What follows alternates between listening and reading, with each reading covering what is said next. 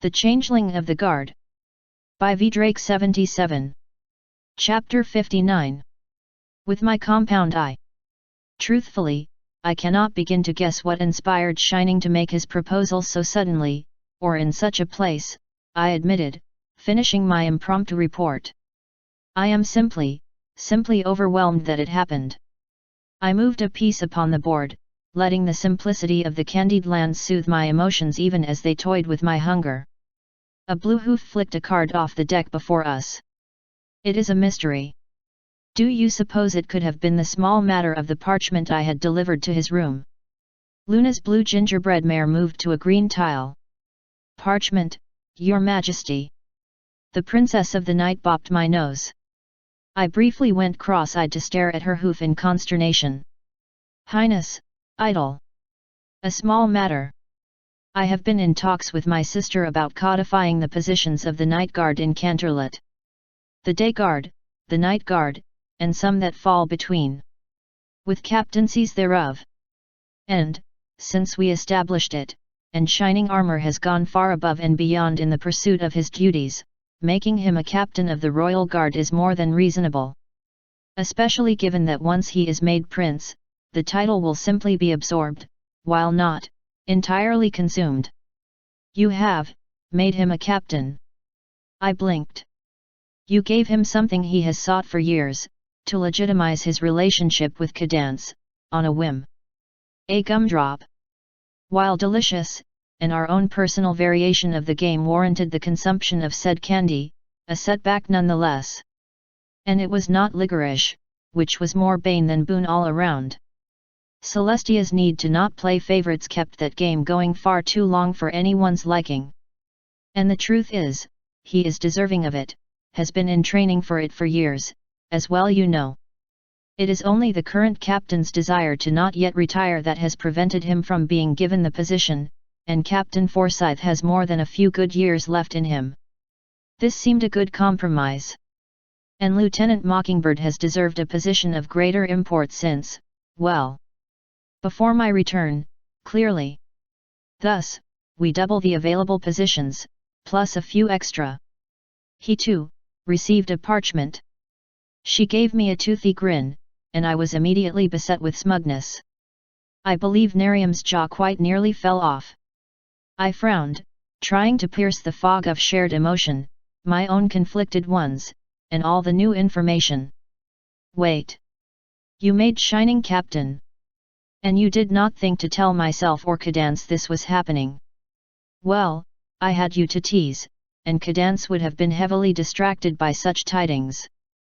I wanted her to enjoy this as much as I. I narrowed my eyes to make the accusation more plain. Instead, you distracted her long enough for Shining to read your missive and be in an emotional state. Completely unfazed, the princess simply rolled a wing.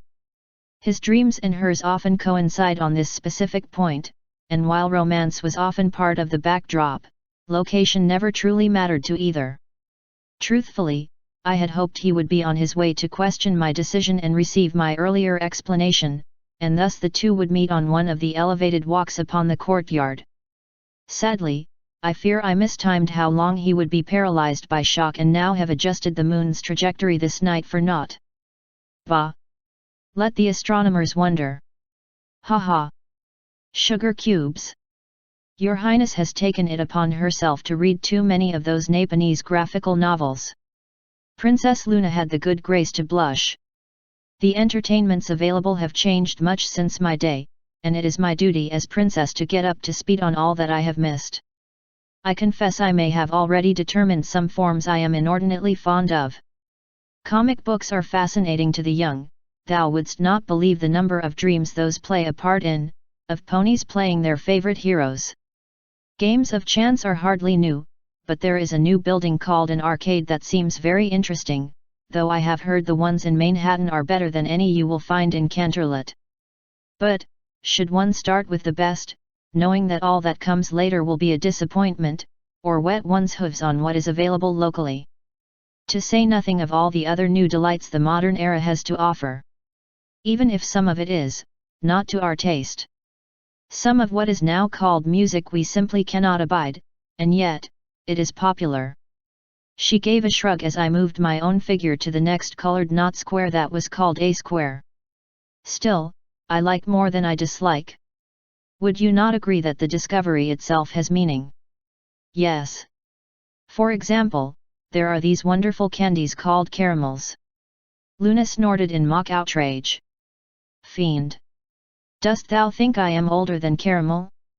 I shall tell my sister upon thee, and when she finishes plucking the grey from her mane she will have you whipped for your impertinence. We would flip this board, were we not winning. You do not threaten me with a good time." Luna chortled. "Cad, indeed. I dare say you would enjoy driving my sister to bring back such a barbaric punishment to enforce her power. You are a very strange pony. But nay, she never would, 'twas a practice that fell from use before the founding of Equestria. And in part, 'tis your own desire to see us more firmly grasp control of Equestria that prevented me from suggesting captaincy for yourself." My heart froze. "Surely, your highness, I was not even considered." I carefully adjusted the position of my own figure upon the winding board of colored, rounded polygons, and then shuffled the cards again, trying to distract myself from the emotion. Too many complexities in too short a time. Shuffling cards was simple, tedious, and so long as I did not pay too much attention to what I was doing and did not try to remember the cards played, roughly fair. Assuredly you were. And dismissed. You have managed to beg off promotion for so long that 'twould skip too many ranks to be easily countenanced. Even though Shining is considered young for such a position, if you both held a similar rank, you'd have more gravitas for your position. One wonders if your refusal to accept rank was to ensure young Shining's courtship could proceed. Hardly, Highness. Though I confess to desiring that Cadance and Shining be married sooner rather than later, I simply do not think I am worthy of advanced rank. Better ponies deserve it. A statement I disagree with thoroughly in many a case, but I digress. I argued against even forcing another promotion upon you. A reward should be a thing desired. Tell me true, do you want to be a sergeant? Absolutely not, I assured the current best princess. A blue, but I was well placed for it that even a single was good progress. Then so long as you serve in the Equestrian Royal Guard, I shall see to it that you are not promoted until you feel otherwise. I am rarely moved to tears, but in this case, my eyes may have become somewhat gelatinous. Your Highness is kind beyond ken. A more gracious reward I could never ask. Oh no, that is no reward, Corporal Hooves. That was a princess doing a minor favor for a subject. And it would have been poor reward to allow mine sister to raise thy rank yet again for a service well done when said raising is against your will, regardless of my agreement with her that thou art wasted in the lower ranks. Nay, your reward is still forthcoming. I just cannot determine what it shall be. Thou art difficult. Blast, a peppermint. Do not try to be so. 2 yellows, and my quest continued. Princess Luna clucked her tongue, fondly. If ever there were words I more dearly wished to be a lie. 'Twould be great fun to raise a little Tartarus together. Still. Think upon it. If within my reach and of true desire to yourself, I would love to be able to provide it. And before you think that avoiding it will grant immunity, I swear I shall provide something excessively extravagant if you do not before Consort Shining and Princess Cadance make their nuptials official. I grimaced. Your Highness puts me in a tight position. A green. Only minor advancement. I doubt they will prolong their engagement a moment past propriety's demands. If even that. Her impish look was one of smug delight. I know, and yet, thus it remains. An ultimatum only has teeth if it has both negative consequences and a timeline. And more than tight, I have pulled forth the mighty dual blue. Victory is at hoof. Now, dost thou feel better? In truth, I did. I do seem calmer, your Highness. I had not realized how much their wedding would mean to me. And it was nice to see the royalty still defeated me on a regular basis. The world felt right. Thou art a good friend. Shall we battle clouds, or must you be on your way? Thou were ordered to take the rest of the night off, and it would bring us utmost guilt if we presumed too much. Your Highness has other duties, I reproved, gently, and she sighed. Ah, but true. Still, better for me to be in a good mood whilst I dream walk. I do far better work. Go home, Corporal. Enjoy the night off.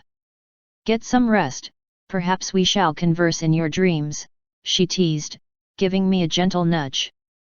I chuckled, both out of politeness and actual humor at the idea that I would purposefully bother the princess so. Unlikely, Highness. I do not dream. And never have, so fear not that you will have to patrol my own. Luna sputtered, looking me directly in the eyes. What? Surely you dream, or simply forget what you have dreamed about. Well, no, Your Highness. I have never. Then we have done you grave disservice. Go home. Sleep. She snatched a few flowers from a nearby vase, crushed them mercilessly, and wrapped them in a sheet of paper, cunningly folded. Consume this before you do. But she was wise. The order not merely to rest but to sleep? I could do that. By your command, Highness. Asterisk. Are you sure Princess Luna is ordering you to go to bed early? Topaz challenged, reading the thermometer again. Your temperature is fine. You definitely aren't sick. Circe is a little warm, but that makes sense. She's a growing mare. My chitin itches. The little nymph complained, wriggling a bit. Why don't you itch? Because I am not growing so much as you. I confirmed. Nor have I taken much damage. Do not worry, soon you will molt but once a year. Or even less, as I do. It's because you wear armor and your body thinks you molt every day, came the nonsensical complaint.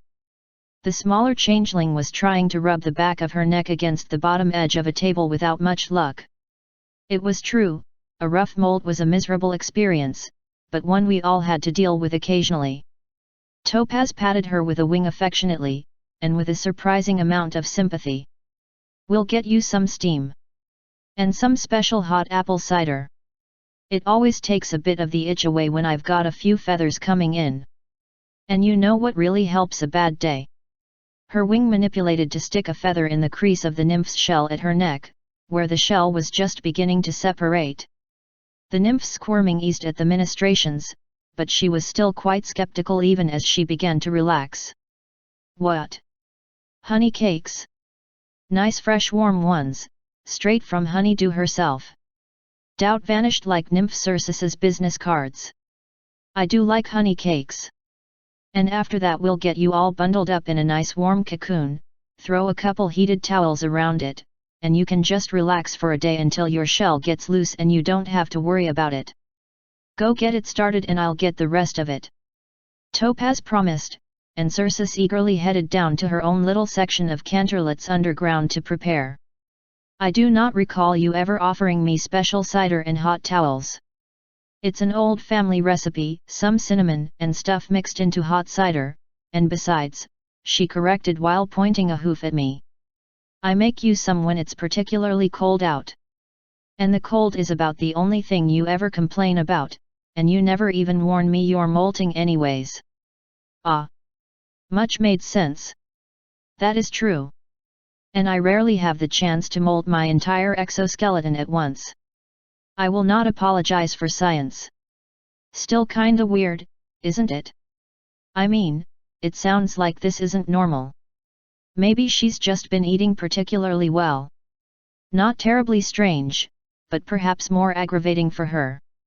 Her diet is not vastly different. I considered a long moment. There was quite the massive outpouring of love from the castle after Shining proposed. I happened upon them right as it happened, and thus I cannot imagine what others must have felt. Wait, really? Oh my gosh, I have to congratulate Cadance. When's the wedding? What are they gonna do? I do not know. I only witnessed the proposition and was overcome. I had to flee to the princess to regain control of myself, I confessed, leaking shame. Proposition?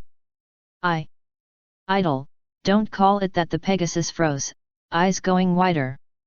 Idle, do they know you know? At my confused look, she waved a hoof. This is important, do they know you know? Did they see you there or tell you about it?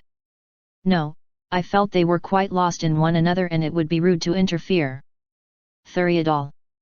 You can't go around telling ponies they're engaged, that's half the fun.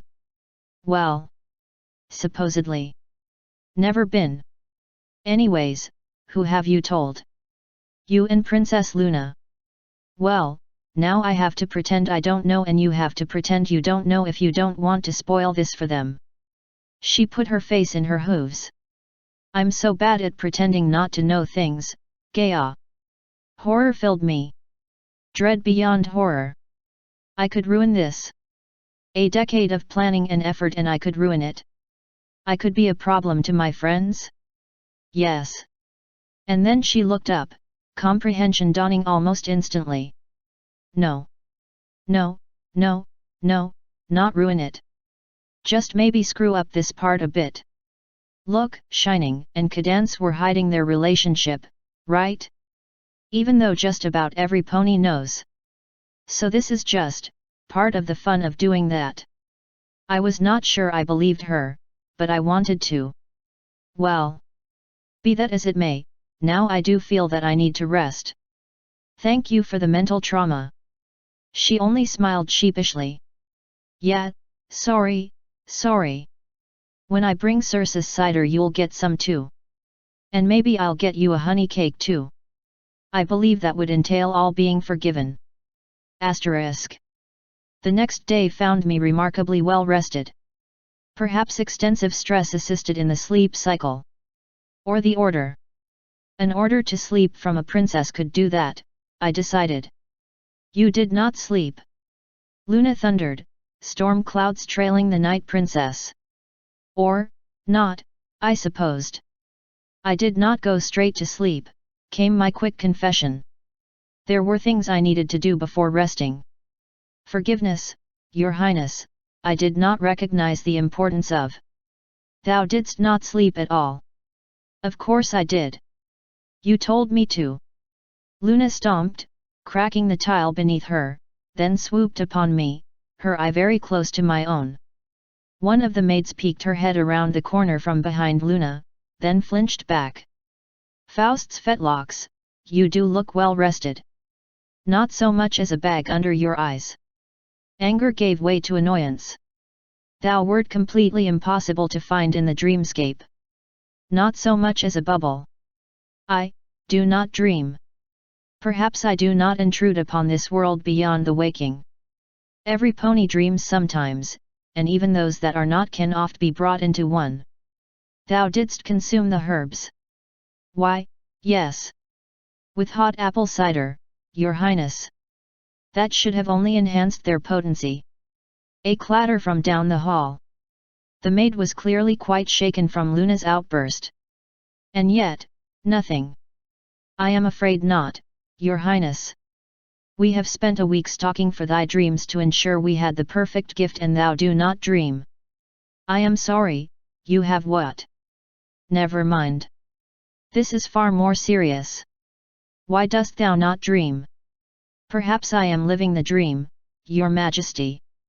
Luna's sour look did not reassure me.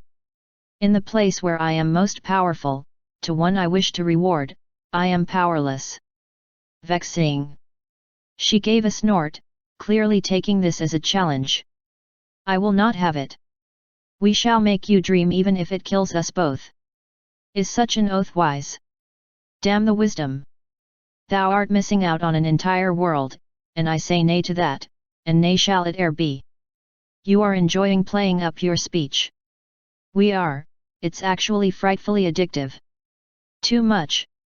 Not at all, Your Highness. Good. We shall continue this later. I believe you have other duties. Duties I was going to be late for, I realized with concern. I must be off, Your Highness, or I will be late to my post. I was distracted last night, as you know. She tapped the side of her snout knowingly, a sign of secrecy. Thankfully she knew the rules of engagements more than I. Yes, I do. And Shining is looking for you.